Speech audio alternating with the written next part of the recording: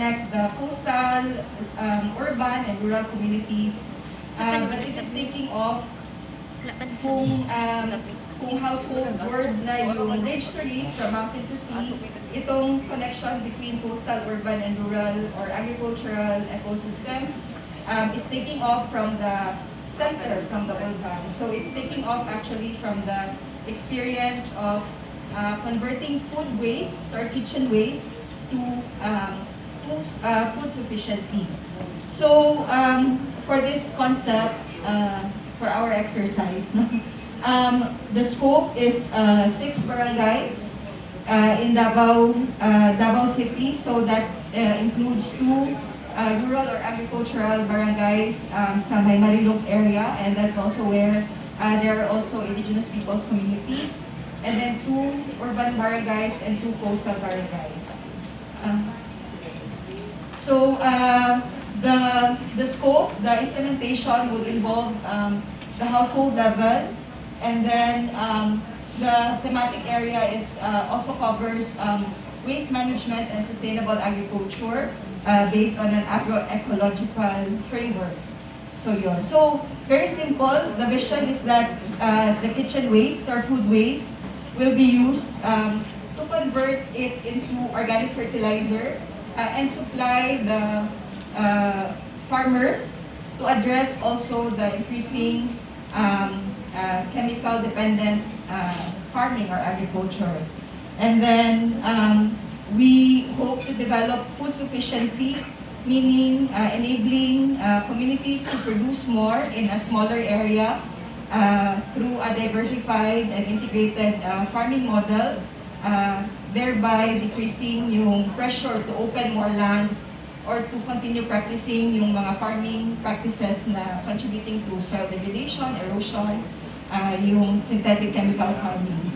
And then we look at this concept as climate adaptive because it promotes yung food sufficiency, something that we have already, we are feeling, especially as a lesson from the recent COVID-19 pandemic. No? Food access and food security, both in the urban areas, but also surprisingly in the rural areas wherein many of the farming communities have become dependent on monocropping. So when our economic system was disrupted sa COVID-19, they also found it difficult to sustain yung food needs. Conservation targets, water resources, because food waste is a common thing in our households, pero it relates or it impacts on a lot of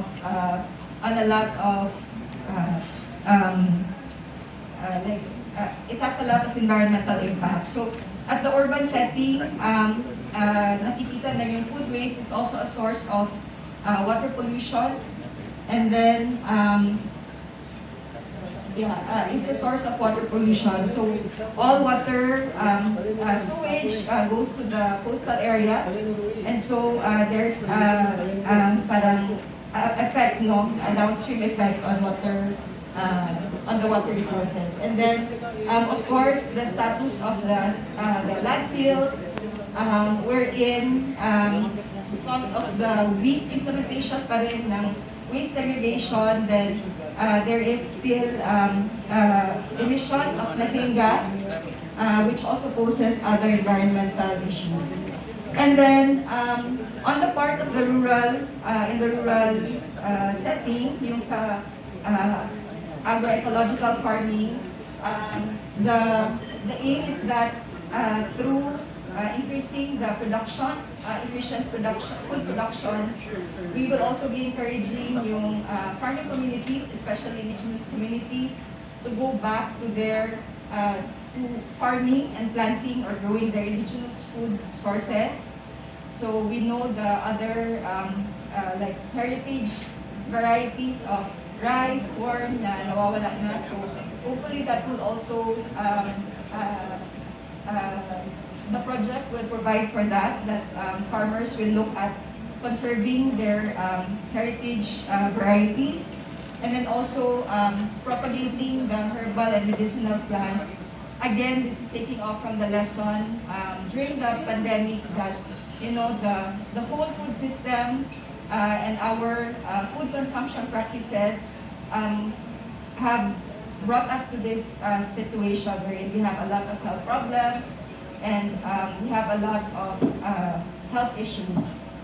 And then, so the direct threats that we identified, so again, it's the commercial or the consumer-driven food system.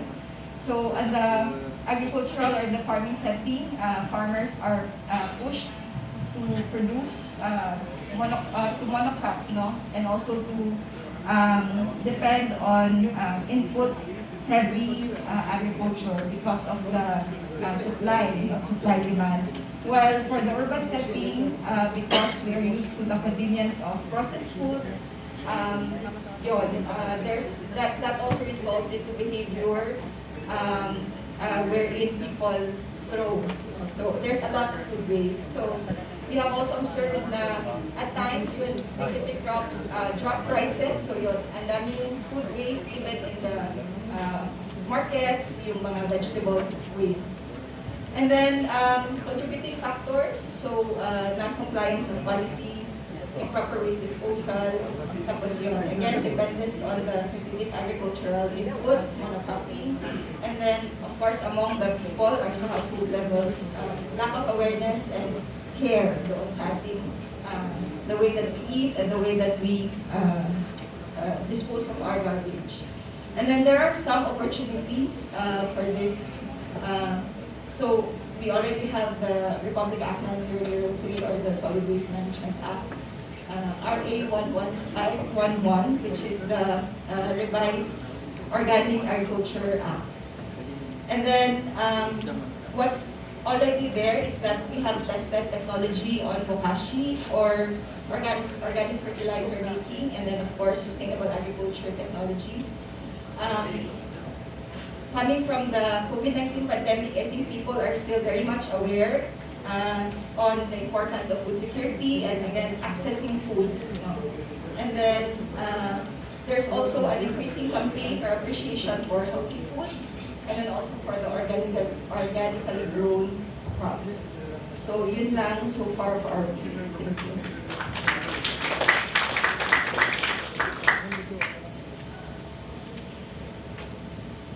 Okay, Sir Glenn.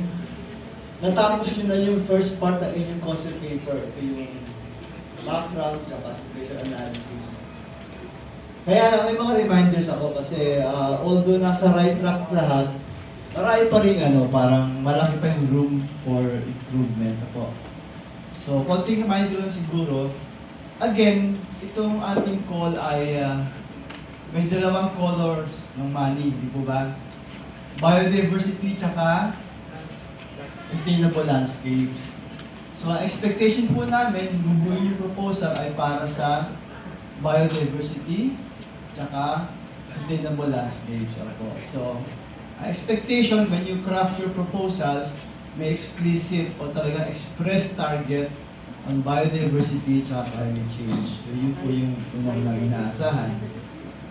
Tapos pangalawa, yung sa scope natin, yung conservation targets, usually, hinihingi namin pagka ang target mo geographic. Pero pag ang target mo ay species na, okay na yun. Pwede na tayong umpisa doon. Hindi na siya kailangan lagyan ng conservation target. So, again ang target pwede siyang geographic, pwedeng thematic, pwedeng species. Pag geographic ang target nyo, naturally, hanapin, ba't yung gusto yung geographic target na yun? Anong meron doon? What's so special in the target that you want to protect it, conserve it?